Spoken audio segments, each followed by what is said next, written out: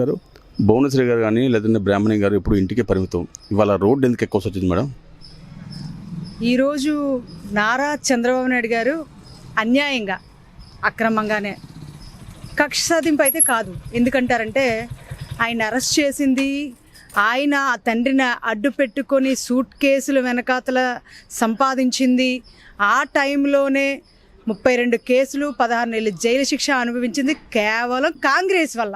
చూపిస్తే వాళ్ళ మీద చూపించుకోవాలి కానీ ఈయన అధికారం కోసం మాత్రమే ఈ అన్యాయ అరెస్టు. ఎందుకంటే మళ్ళీ నేనే రావాలి, నేను కూర్చోవాలంటే చంద్రబాబు నాయుడు గారు లోపల కూర్చోవాలి. ఇప్పుడు చేసిన అభివృద్ధి చాలు నాయనా, ఒక ఛాన్స్ అని అన్నామని జనాలు ఆలోచనల మార్పు మొదలైంది. కాబట్టి ఆయన ఆలోచనలో మార్పు తెచ్చుకొని ఓట్ల రూపంలో మార్పులు చేర్పులు దొంగోట్లు పెట్టుకొని నారా చంద్రబాబుని లోపల కూర్చోబెడితేనే నేను మళ్ళీ అధికారంలోకి వస్తానేమో అనే దురుద్దేశంతో మాత్రమే నారా చంద్రబాబుని లోపలకు అక్రమంగా నిర్బంధించారు. ఇది ఈరోజు ఆయన నేనే తప్పు చేయలేదని ఎవరైనా 10 ఏళ్ళు బెయిల్ మీద నడుస్తున్నటువంటి జగన్మోహన్ రెడ్డి ఈరోజు సిగ్గుపడాలి. ఈరోజు తప్పు చేయలేని వ్యక్తి కాబట్టే ఆయన నేను తప్పు చేయలేదు, నాకు క్వాష్ పిటిషన్ ఇవ్వండి, కేసు కొట్టేయని అడుగుతున్నారు తప్పితే బెయిల్ కోసం ప్రయత్నించుంటే ఈరోజు ఎప్పుడో బెయిల్ వచ్చినాం. ఎందుకంటే ఆయన తప్పు చేయలేదని ఘంటాపదంగా చెప్తున్నారు. ఆయన జీవితంలోనే అవినీతి అనే మచ్చ లేదండి. నీతిగా న్యాయంగా ధర్మంగా వెళ్ళినటువంటి నాయకుడు. 3 సార్లు అయినప్పుడే ఏ ఒక్క అవినీతి కేసు లేదు. వాళ్ళ తండ్రి ఇబ్బంది పెట్టాడు, అయినా కూడా ఎక్కడ ఒక్క కేసులో పలానా అవినీతి చేశాడని వాళ్ళ తండ్రి నిరూపించలేపాడు. నువ్వెంతయ్యా నిరూపించాలని నీ ఆశ నీ ప్రాకులాట తప్పితే ఆయన ఎక్కడ తప్పు చేయలేదు, అవినీతి చేయలేదు. కాబట్టి నువ్వు చూపించలేవు. కాబట్టి ఎటువంటి ఆధారం లేకపోయినా 25 రోజులైనా ఈ రోజుకి ఆధారం చూపించలేదు. దౌర్భాగ్యమైన గవర్నమెంట్ జగన్మోహన్ రెడ్డి గవర్నమెంట్ అని తేలింది. అధికారులు కూడా మూర్ఖుల, చదువుకున్నారా అర్థం కావట్లేదు.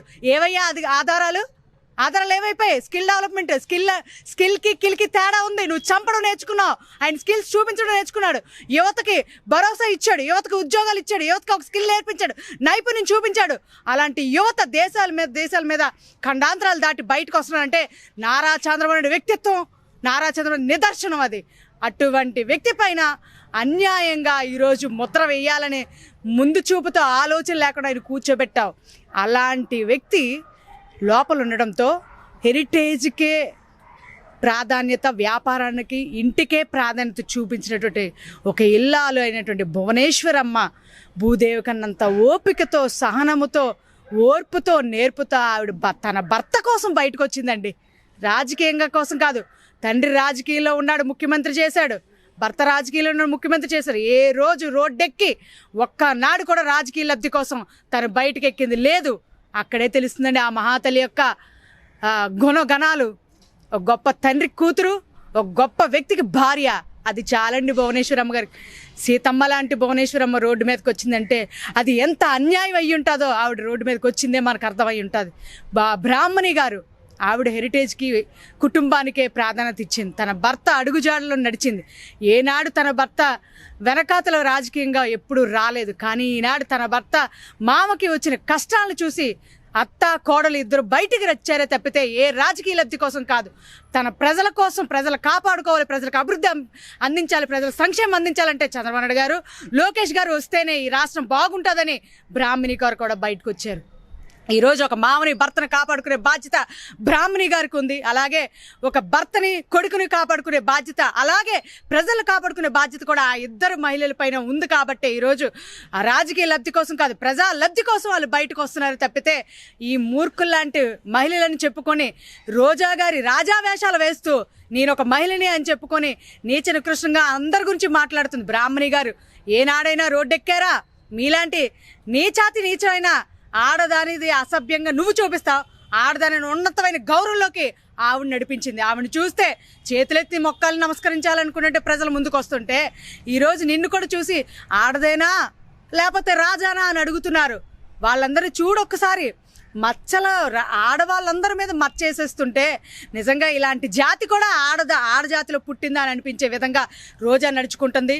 ఈరోజు సీతమ్మ లాంటి గుణగణాలు కలిగినటువంటి బ్రాహ్మణి గాని, భువనేశ్వరి గారిని చూస్తే చేతులెత్తి మొక్కాలనుకునే తత్వం మనలో నుంచే బయటకు వస్తున్నాయనంటే అది చాలండి వాళ్ళ వ్యక్తిత్వానికి. ఈరోజు ఎవ్వరు వాళ్ళు అనడానికి వీల్లేదు.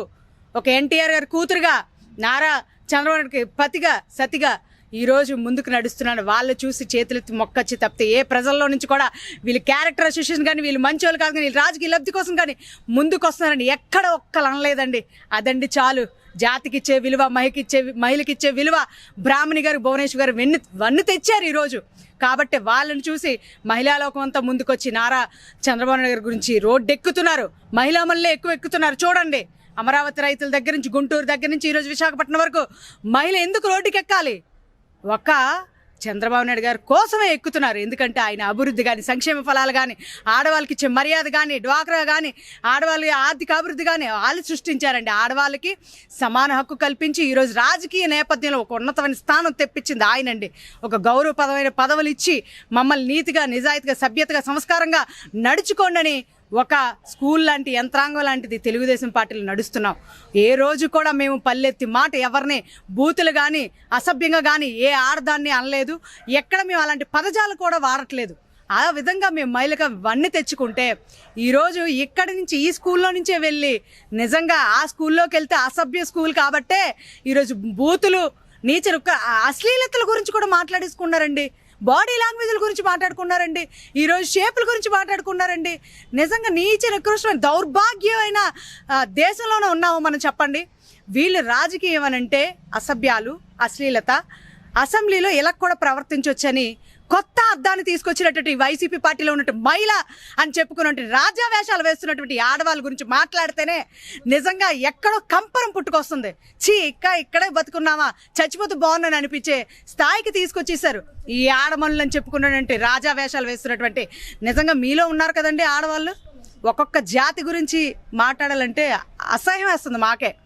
ఈరోజు ఎన్టీఆర్ గారు మహిళ అంటే రాజకీయానికి పెట్టింది పేరు అనే విధంగా తీసుకొచ్చి మహిళకు కూడా రాజకీయాల్లో రాణింపజేయగల గొప్ప ఘనతున్న వ్యక్తి ఎన్టీఆర్ గారు, నారా చంద్రబాబు నాయుడు గారండి.